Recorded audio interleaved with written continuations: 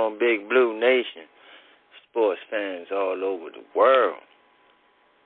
Welcome to the Shakedown, the show for the fans, by the fans. And I'm your host, Shakes, rolling dolo right now from state to state. But no, my boy LRP should be here real soon. Sorry for the lateness. You know? But my boy had to get his shit together, man. And as he was getting it together, I was like, well, let me get myself together, you know? You did? So we out here, though, man. It's definitely a Shakedown AM show. We air these shows every Tuesday and Thursdays, 10 a.m. Eastern Time. Today we at 11. But we out here, and we got a lot in store for y'all on this episode. So, first up, I want to say, if you haven't already, please like and subscribe. Join the tribe.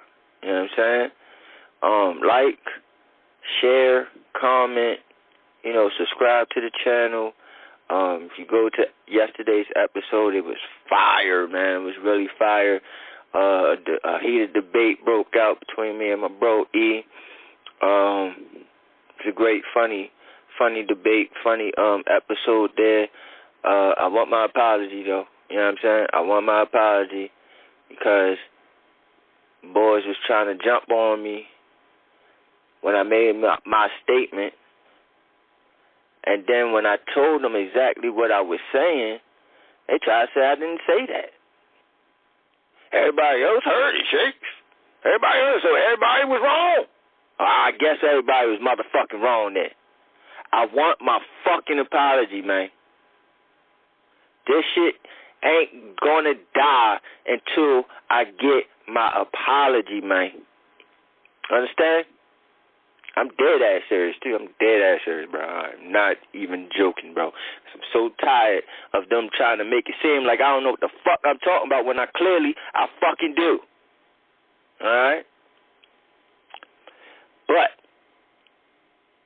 that's for tomorrow's episode, Debate Wednesdays. Please go ahead and tune in for that. Tune in for LRP's, let me tell you, where he is addressing Giant Nation, Big Blue Nation. You know what I'm saying? He addressing y'all on the Daniel Jones topic. If you haven't seen it by now, please go take a look at that. Also, take a look at my top 10 running back rankings. That is up there as well. All the episodes that we have thrown up there, we got my rankings of the running backs, the wide receivers, and the tight ends so far. Quarterbacks is on his way. Tackles is on his way. Guards is on their way. Guards and centers. And I bunched them in one. But they're all on their way, so definitely check out all of them. Check out all the my rankings that I'm going to throw up. Check out the Shakedown DMV. Finally coming back tomorrow. I think we was gone for a week. But we coming back tomorrow. We ain't show up last week, but we back out here. And that will be at 5 p.m. Eastern Time. So definitely tune in and tap in and check that out. As well as what we are debuting on July 11th. On July 11th, we are debuting a new show. Yes, right. We're coming out with another one. And another one. But we're coming out with a show on Blog Talk, on here. And it will be on at 6 p.m. Eastern Time. Starting July 11th, 6 p.m. Eastern Time. What is the show called? It is called Skol Talk. The Shakedown presents Skol Talk. And that is Minnesota Vikings show content. My boy Carlos, he will be the host, and have some other co-hosts with him as well, I believe, but he'll be the host of this show, and I'm proud to present it to y'all, and I hope that the Vikings fans and nation migrate and join us and, check us out as well. So definitely want to touch and tap into that fan base. It's a hardcore fan base. They really go hard for their organization. The fan base really love their team, and so I'm happy that I can present that to y'all and give y'all that show. So please, again, man, check out that show on July 11th, 6 p.m. Eastern Time on Blog Talk Radio.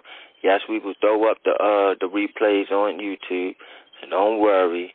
Even you YouTube heads can still listen to the show. But, yes, it will be Blog Talk Radio, July 11th, 6 p.m. Eastern Time. All right? So definitely join us for all of that. And like I said, go check out those videos, those contents that we throw out. And, yeah, man, we working.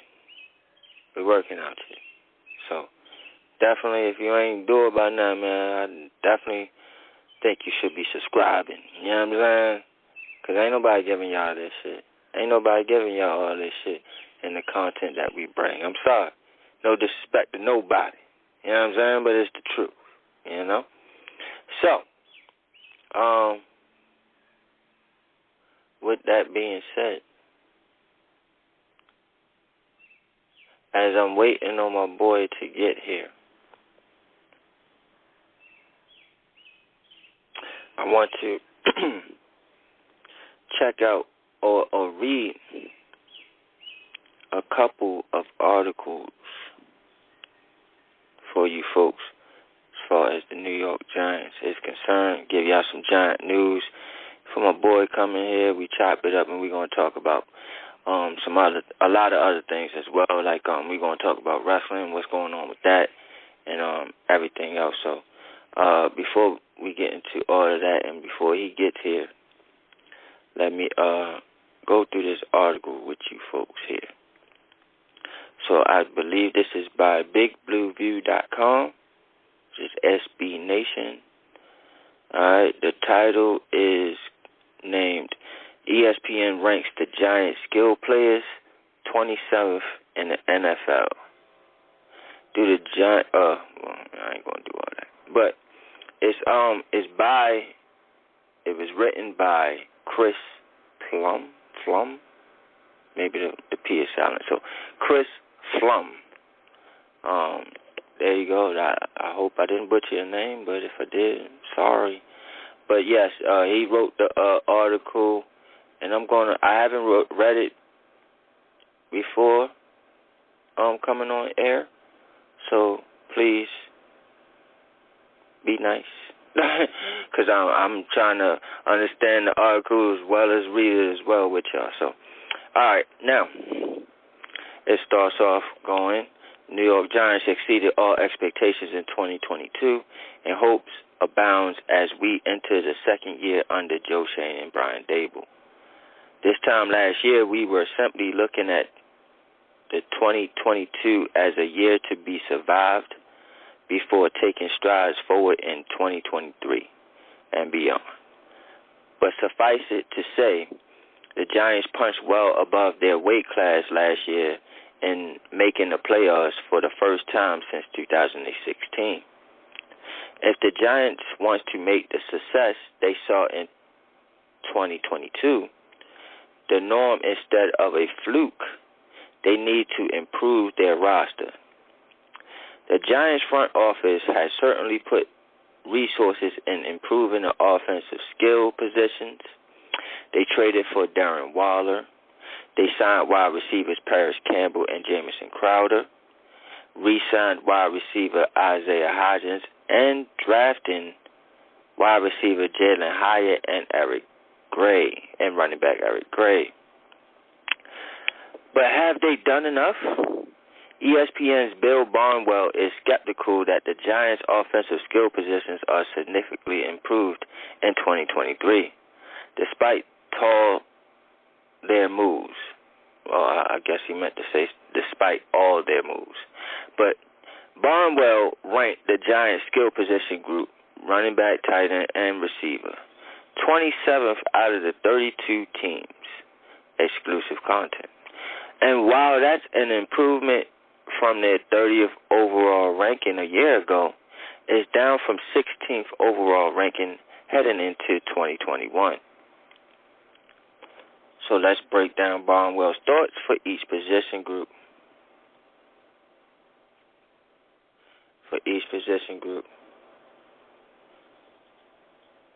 The Giants' biggest move at running back was making sure, at least very likely, that Saquon Barkley would be on the roster for 2023.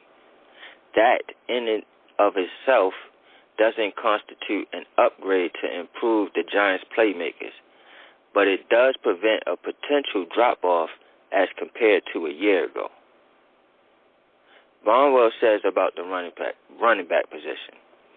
How far can Saquon Barkley carry the Giants? He approached his 2018 rookie form and excelled last season, generating 114 rushing yards over expected behind an inconsistent offensive line. If this version of Barkley sticks around, the team will be thrilled, but counting on the former number 2 overall pick to stay healthy for the second consecutive season is difficult. In between healthy campaigns in 2018 and 2022, he missed 21 games and was forced out of 3 others with various injuries. Matt Breida would be the first man up if Barkley missed time. The situation surrounding Barkley is, as of this writing, casting a long shadow over their offseason. As of now, it would be a stunning development if Barkley isn't on the field for the Giants in 2023, though it remains to be seen whether he is playing on a long-term contract or the franchise tag. He was arguably the central figure in the Giants' offense a year ago. Barkley basically carried the Giants' offense, both figuratively and literally, in the first part of 2022, and played a key role in almost all their offensive schemes in the second half of the season. Even if he wasn't touching the ball quite as often, the Giants making sure he's around gives them a potent and versatile weapon for their offense, even if he isn't an upgrade over a year ago. But Barnwell's concern over Barkley's health is valid. Barkley suffered lower body injuries in 2018. Let me say this whole thing. 2018, a grade 1 hamstring sprain. 2019, a high ankle sprain. 2020, an ACL, and 2021 with a low ankle sprain. He also played through a stinger suffered late last year. Additionally, our own Rebecca Board looked at Barkley's advanced stats and found that while his raw numbers mirror his great rookie season, more in-depth stats suggest that he wasn't particularly efficient. It's also possible that Barkley could be set to decline this year as he closes in on 1,500 career touches. Matt Breida didn't have a large role in the Giants' offense last year. He played in all 17 games and started 1, playing 264 snaps on offense, 23%, and had just 74 total touches, 54 carries, 20 receptions. But while his production was modest, he did come through with several important plays in big moments. Breida gives the Giants a capable backup to take both snaps off of Barkley to help keep him healthy and fresh, and someone to take up the slack if Barkley goes down. The Giants certainly don't have the 27th best running back room in the NFL, but whether or not the efficiency of their runners improves will likely depend on everything around them. Barnwell isn't isn't sure whether the Giants' other additions give them a sure thing upgrade over a year ago. More concerningly, the Giants went into the offseason knowing that they needed to add playmakers for newly expensive quarterback Daniel Jones, and didn't come away with a single sure thing. Oh, this article is pretty good. Pretty good, buddy. Hold on, let me continue. Got my boy LRP with me. What's going on, LRP? Yo, feeling a whole lot better now that a brother so fresh, so clean. I know that's right. And that statement is bullshit about Broncos on the decline, but I'm going to let you continue. All right, cool. Yeah, I'm looking at this shit. It's kind of a long-ass goddamn article. Picked the wrong one to try to waste time and wait on you, goddammit. All right. So, they go on to the tight end, right? I got to read. You know what I'm saying? Like, hella shit, bro. All right. But I'm doing good. I like how I'm reading. I'm a good reader. I'm a good reader. But, tight end. The tight end position is where the Giants started making improvements to their skill position players. The move to trade for wide receiver turned tight end Darren Waller was the most noteworthy of the Giants' offseason, and it could be the most impactful as well. About the tight end position, Barnwell says, the biggest name is tight end Darren Waller, who turns 31 in September and was limited to 388 receiving yards because of injuries a year ago. That's all he had. I didn't know that. After averaging 958 offensive snaps per season in his breakout stretch between 2019 and 2020, he has played a combined 954 offensive snaps over his ensuing two campaigns. He also dropped off from averaging 2.44 yards per route run during the 2019-20 season to 1.76 over the past two campaigns. Oh, wow. Waller was worth the risk at the price the Giants paid a third-round pick in a trade, but he's hardly a sure thing. Jones needs Waller to be one because the depth chart at wide receiver is uninspiring. Again, Barnwell's skepticism regarding the Giants' roster largely stems from injury concerns. That's what I'm getting. When healthy, Waller is one of the most dynamic tight ends in the NFL. Unfortunately, he's only played in 20 of 34 games over the last 2 years, 11 in 2021 and 9 in 2022. The Giants are confident in their strength and conditioning staff to limit injuries in 2023, and a healthy Waller is an improvement over a year ago. Interestingly, much has been made this spring of Waller's athleticism and ability to stretch a defense vertically from the slot or as a detached tight end. However, his best years, 2019 and 2020, saw him average 6.4 and 5.8 yards before the catch, respectively. In other words, he did most of his damage in the short area of field. As well, Barnwell doesn't seem to be factoring any improvement in Daniel Bellinger into his projections for this year, and I'll argue that is a mistake. Bellinger was an effective player for the Giants, particularly for a rookie tight end, and an incredibly random eye injury disrupted his development. Bellinger might not ever be in a conversation with the likes of Kelsey, Kittle, or Mark Andrews. However, in a modest improvement and a full 17-game schedule could propel Bellinger into the upper middle ranks of tight ends in the league. Having a player like Hunter Henry, Dalton Knox, or Dalton Schultz would be a respectable improvement for the Giants' offense. I agree. All right, now this is the last thing of the article. Thank God. All right, this is the wide receiver section of it. All right. Finally, we come to the wide receiver position. I have argued that the Giants' receivers for the second half of the year were underrated by many observers.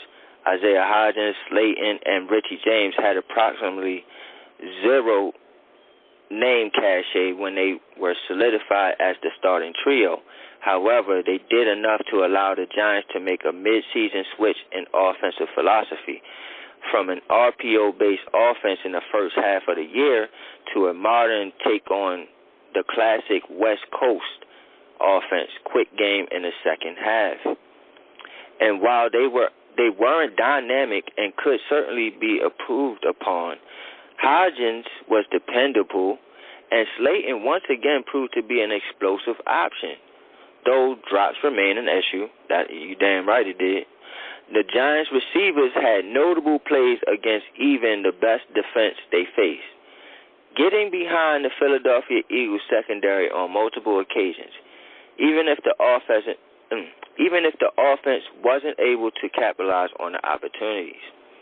General Manager Joe Shane added plenty of depth to a group that was evolving throughout 2022, but he's trying to make $1 out of 3 dimes and 4 nickels. Oh, wow. That's good line, bro. The team brought back Isaiah Hodgins, Sterling Shepard, and Darius Slayton.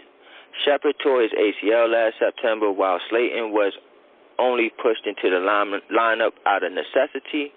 Slayton probably best served as a downfield threat in the 3rd or 4th spot in the lineup, might normally be New York's top wideout.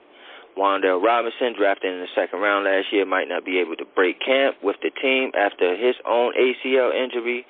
The Giants used a 3rd-round pick on Jalen Hyatt, but he was running with the 3rd-string offense during the all-season program and might not be ready to make a more significant impact in 2024.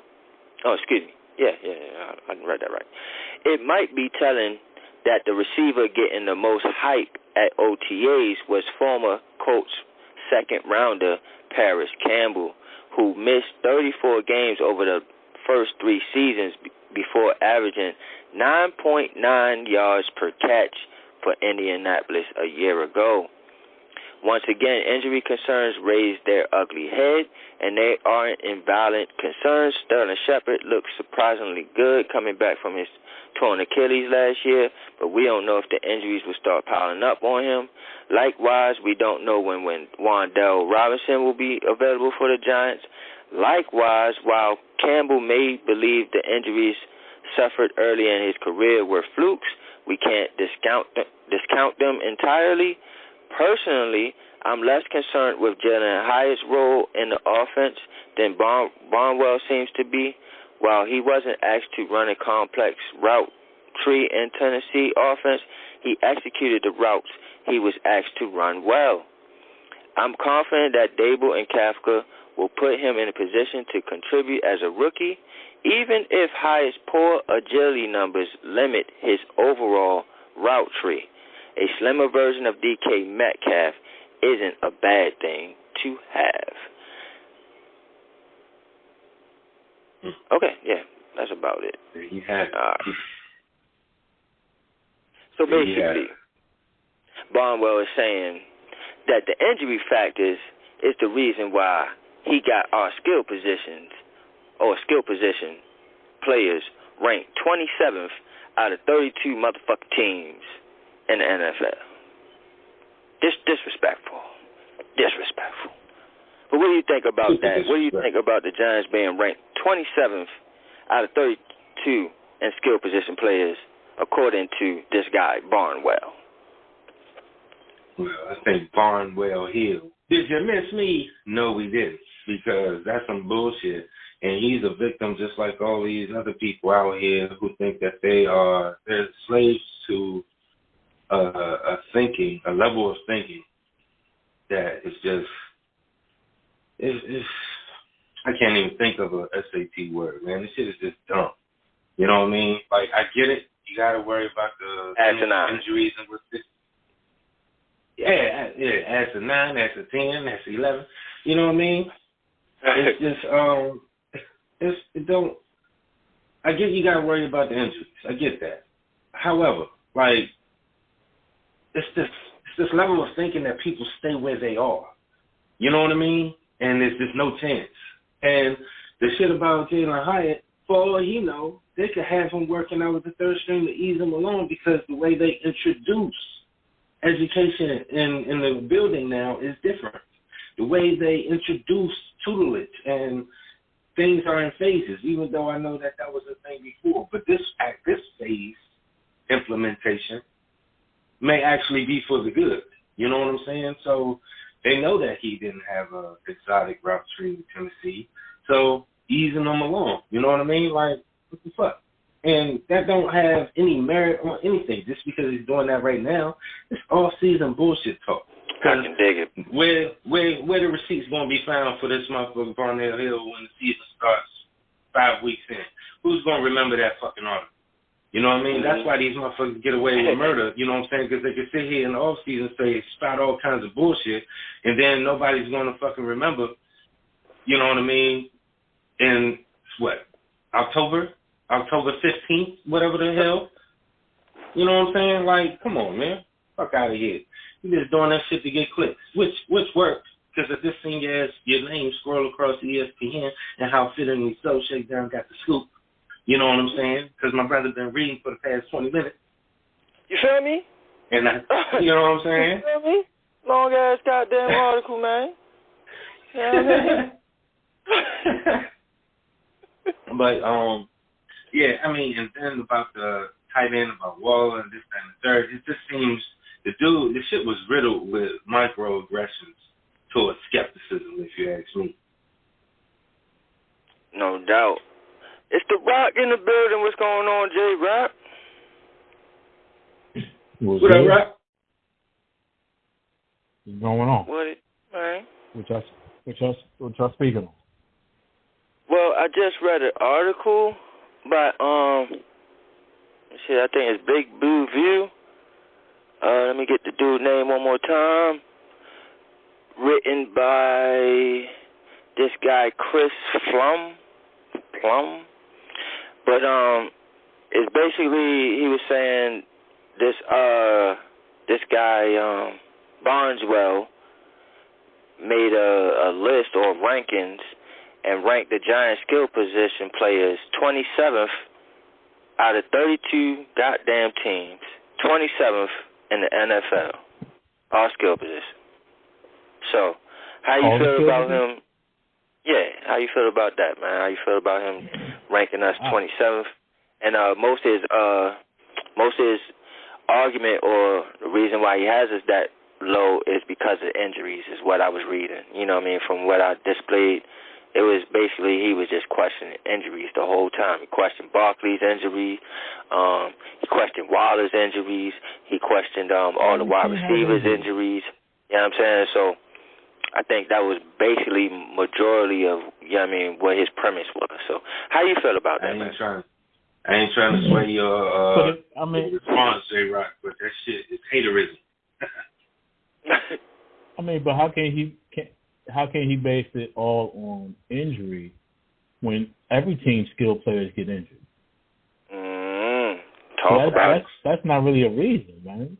You can't base it off of that. You gotta base it off production, and you gotta base it off these stats. I don't understand how people want to base it off of if the guy's there. And all right, that's a major part because you have to be there, right? You got to be there. But who's injury prone on our skill positions? Who's injury prone? Shep. Right. That's the only one. You know how I feel about Shep. I don't think Shep will make the team, but I digress. I digress. It's respectful, man. But yeah, man. I agree with y'all, man. I think it's definitely asinine, man.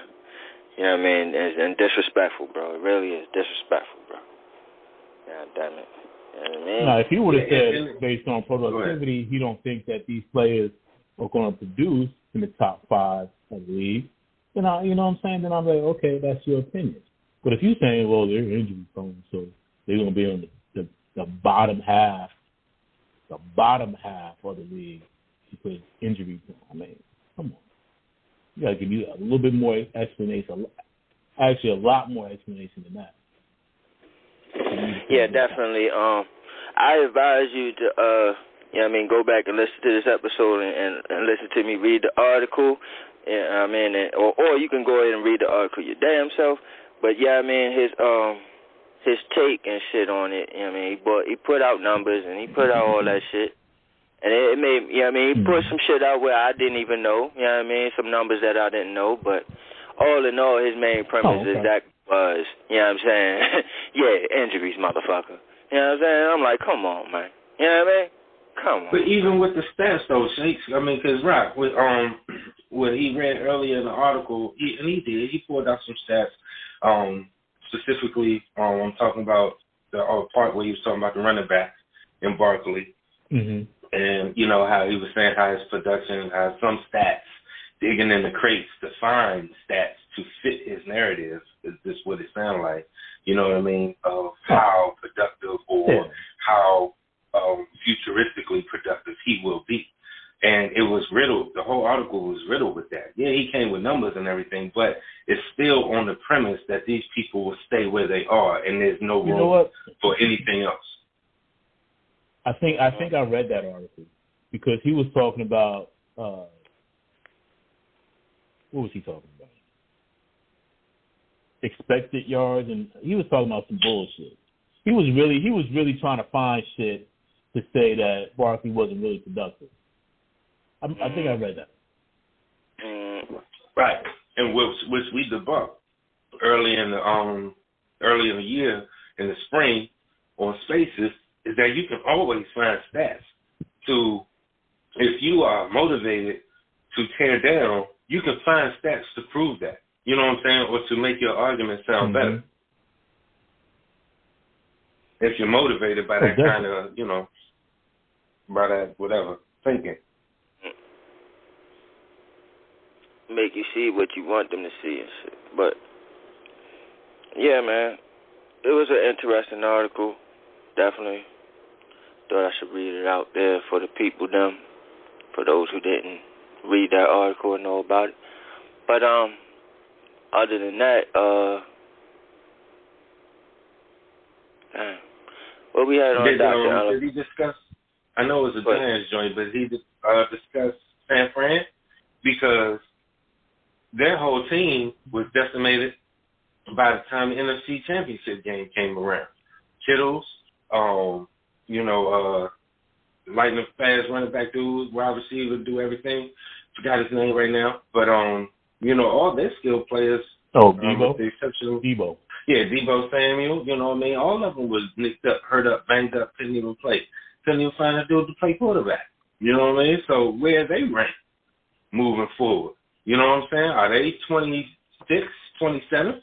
25th or whatever? Like, come on. 28th? You know what I mean? Exactly. Yeah. And that's what I was saying. If you're gonna put the injury factor, put it in for everybody. Because everybody gets injured. That's a fact. That's a fact, bro. That is a fact.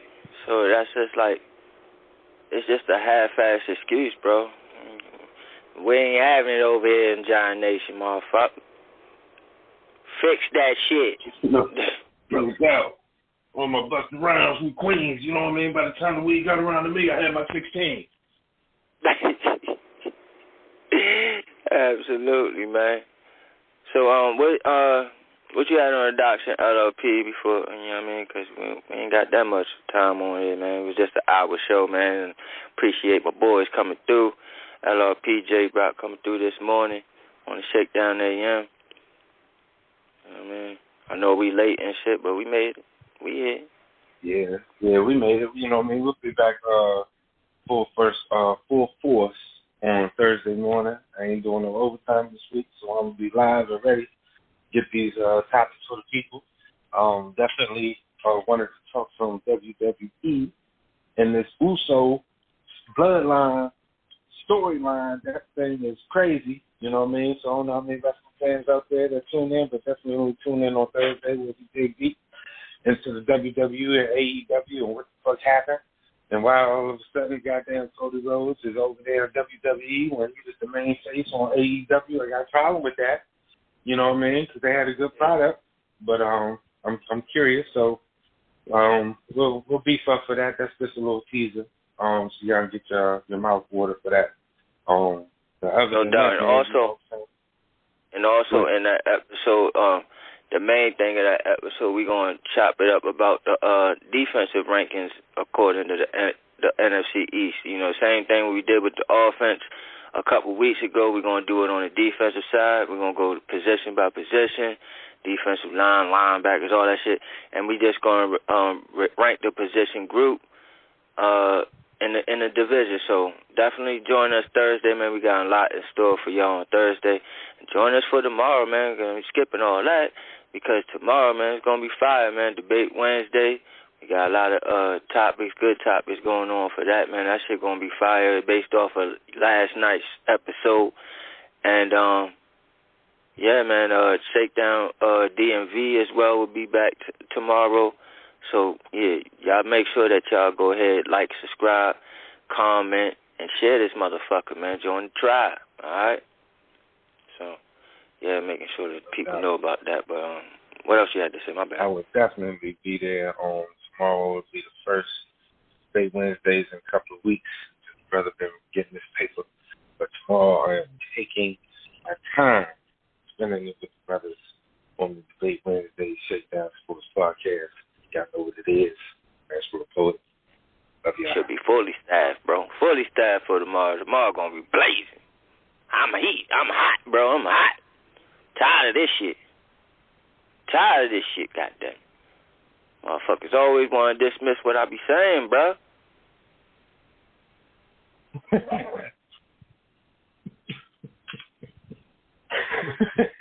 You feel me? And I want my apology, goddammit. You know what I mean? I want it. It's my money. I want it. I demand that shit, bro. I demand that shit, bro. You know what I'm saying? I demand that shit, bro. You know what I mean? Be a man, bro. Be a man. We went through this shit last night. I told you to go back to the episode, go back and listen, then come back to me on Wednesday and say, I apologize. Like a man. I apologize for you know the wrong things I And if he don't, then Giant Nation, I want y'all to kill him. I want y'all to say, put your skirt on, son, because you can't even be a man of six, B. I want you to kill him. Tired of this shit, man. I want my goddamn respect. And I want it now.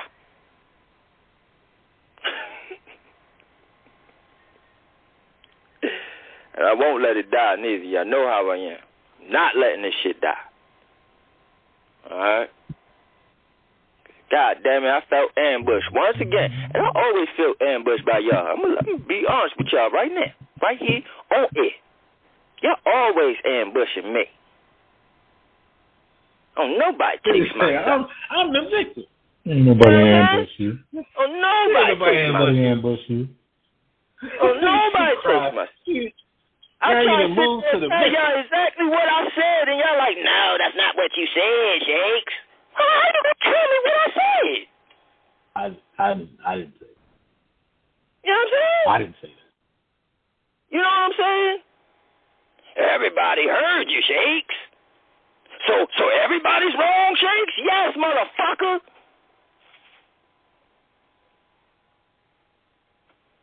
Give a fuck, man. That shit is wrong. It's wrong, y'all. And y'all just let the shit happen. Can't do it no more, y'all. We gotta let people be men.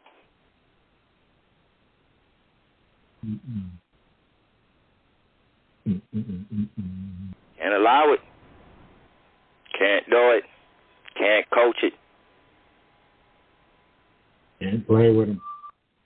Can't play with them. Can't do it.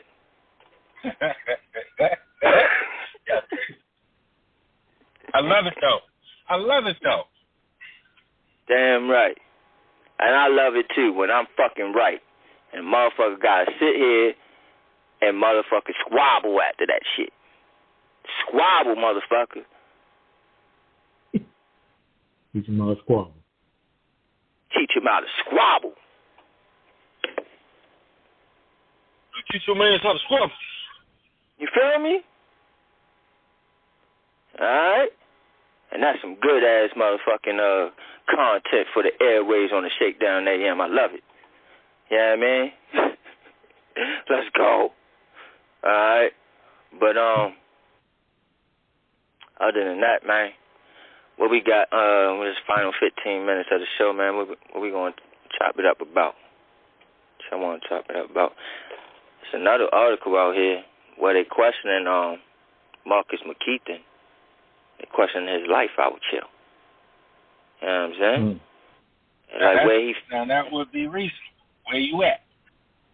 You know what I'm saying? They like, man, where does he fit in? Where does he fit in? Now, I'm not gonna go through this article, right? But I wanna go through what I noticed in the fucking article, right? Just the shit that just, you know what I mean, went off the roof, like it just glaring fucking light to the shit. As soon as I looked at the article, the shit says by the numbers, right?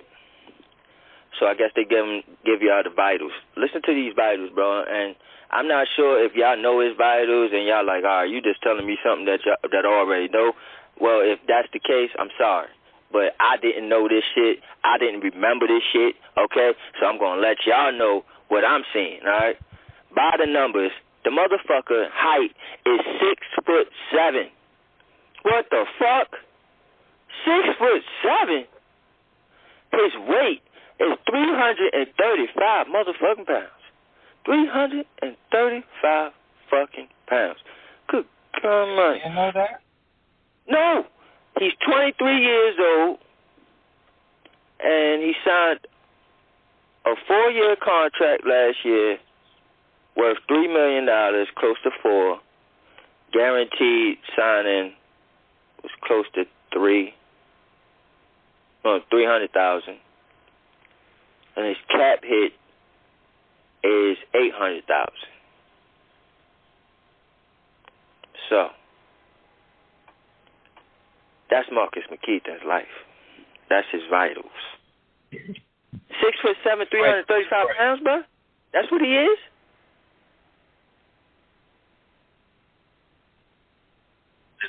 When did you know this? When did you remember this? Because I ain't remember this shit. I've been banging the table, pause for Marcus McKeithen to get healthy and be on this field since the day he was drafted. Both of them North Carolina boys. You know what I'm saying? I was looking at them both, honestly, because the year before, Sam Howell, I relinquished my parental rights because, wasn't going to be a good fit as far as him being my son, but I was still looking at that team. And especially when we hired the running back coach. I know he's not here anymore, but when that first year when he was here, I couldn't wait to see what he was going to do.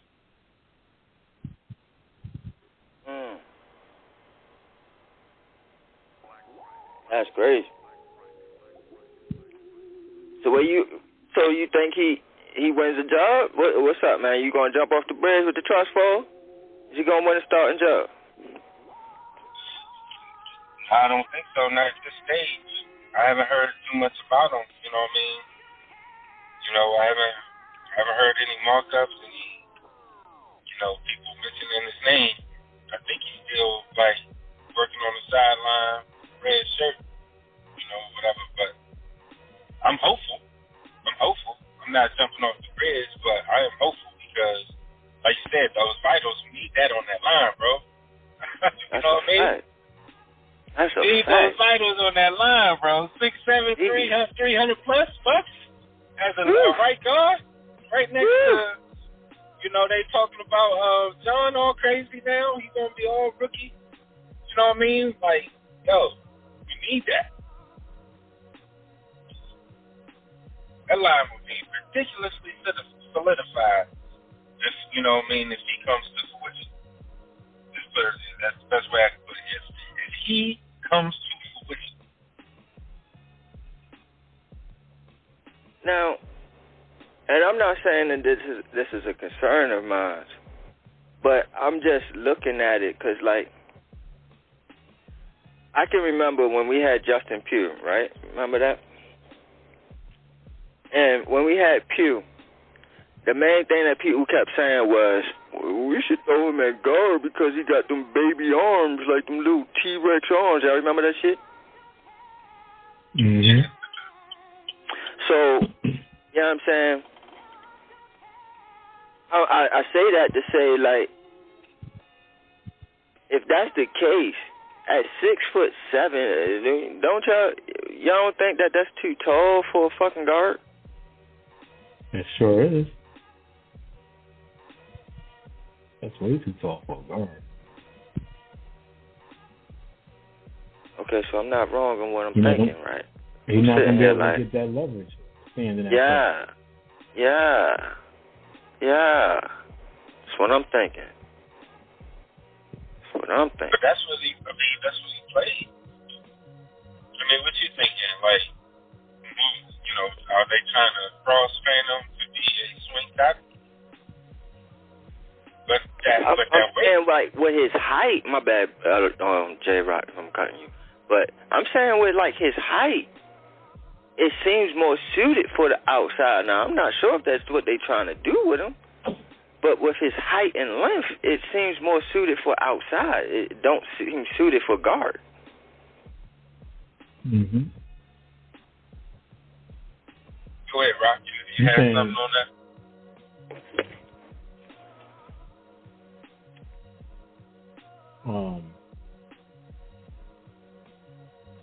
Yeah, I mean, like I said, I don't think he'll be able to get that leverage playing guard. He'll be pushed back a lot because he just want to be able to get that leverage that he needs to control nose tackle or D tackle. Like Shake said, he'll be better off on the outside because of his length. I don't know how long his arms are, but standing at 6'7", man, you got to be in the outside. Right. I don't know how successful he was because you said LRP that he played guard in college. All in North Carolina. Yeah, he played right guard North Carolina. How successful was he? Very. Was he a dominant guard, or was he just enough to get drafted, right? Yeah, I mean, he was. I know that the film that I used to watch on him and. Well, people get drafted though. People get drafted just so they can train them to be something that they think they want to do. Right. Projection. Right? People get drafted off of expectation. Like, I think he's going to be there.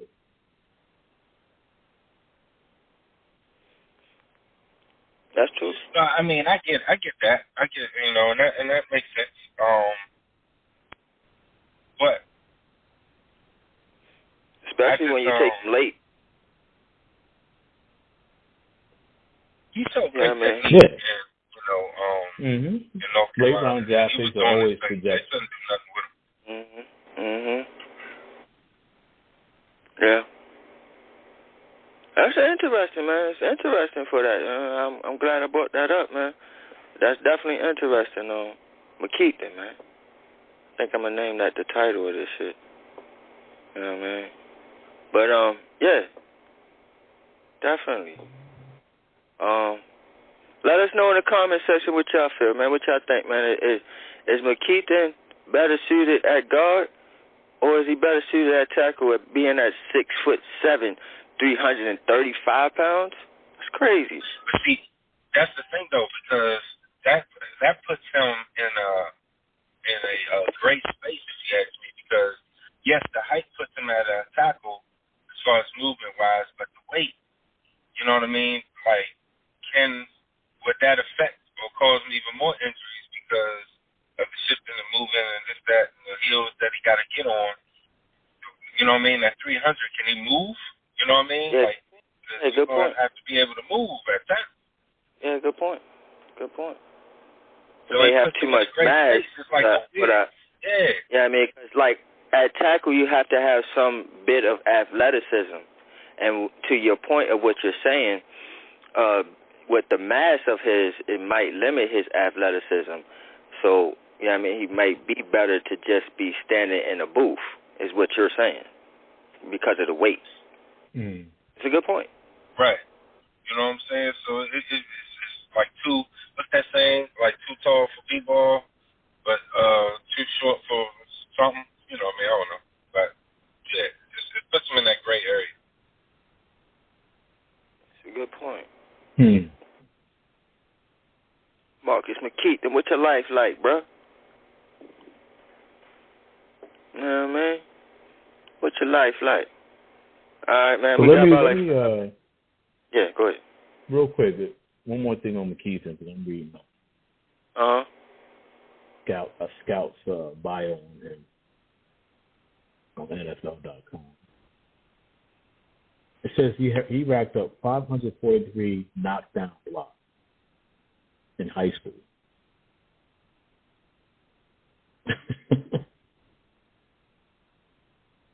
My bad. Say that one more time. He had 543 knockdown blocks his senior year in high school. God damn, bro. This motherfucker had a whole IHOP. Just pancakes all over. Pancakes all over. He said, he's a good player, good prospect. Yeah.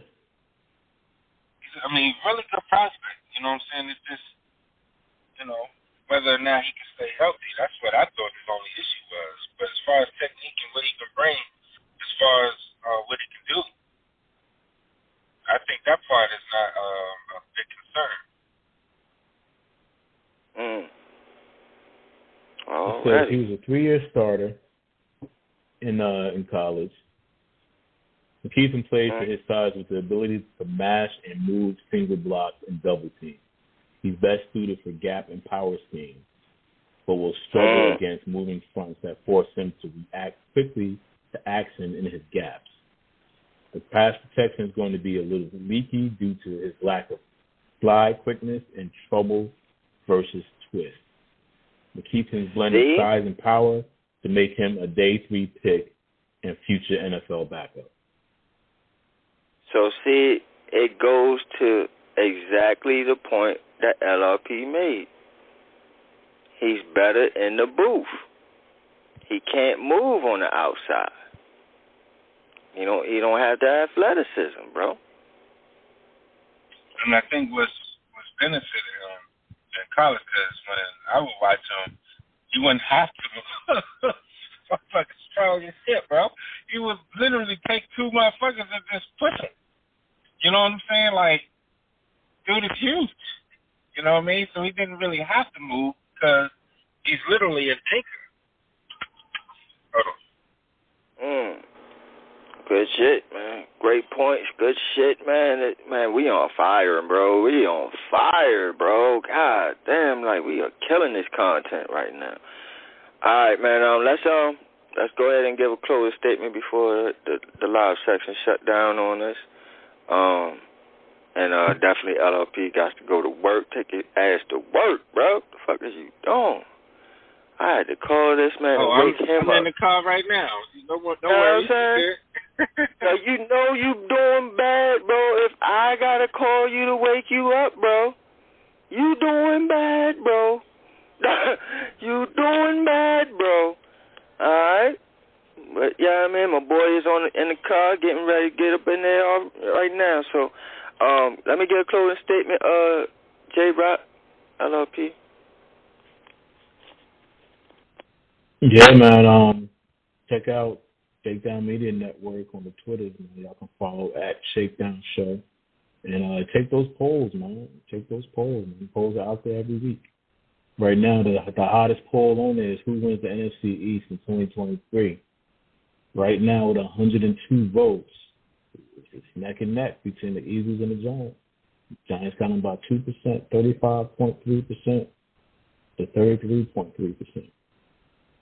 Take that vote, man. Maybe I can put them over. No doubt. Also, fantasy football, man, is coming up. Y'all can send me a DM at jrock_MIG on the Twitter. We'll get you in there, man. We got 4 leagues, man. Get it in there. That's a fact. At jrocknyg. Is it underscore? Underscore, right? Yeah, it's underscore. Yeah. jrock_nyg. Please go ahead and hit that man DMs up. Get up in this fantasy league. And let me bust that ass, Paul. But, go ahead, LRP. What you got for me? Man, you are absolutely right. I said that shit while I was in the shower. I was like, let me find out. I said, say physical. Me to wake my ass up. You know what I'm saying? I'm like, wake your ass up. And then here I am, knocked the fuck out. You know what I'm saying? Like, what the hell? Straight up. That was working overtime, bro, but I like zone. That was working overtime, but we made it, you know, as we always was, you know, definitely changing the mold now. So we made it. We was here. Hope you guys enjoyed it. Be safe. Enjoy your families. And see y'all on Thursday. Friday's kept at the house, drinking on the day off. No doubt, man. And as for me, man, great show, man. It was great episodes, man. Like I said, we've been on fire this whole month, man. It shows in the numbers. The numbers is inflating. So we appreciate everybody that subscribed already, man. All them numbers just boop, boop, boop, boop, boop. And, yo, shit's crazy, bro. So we loving it. We loving that y'all loving our content.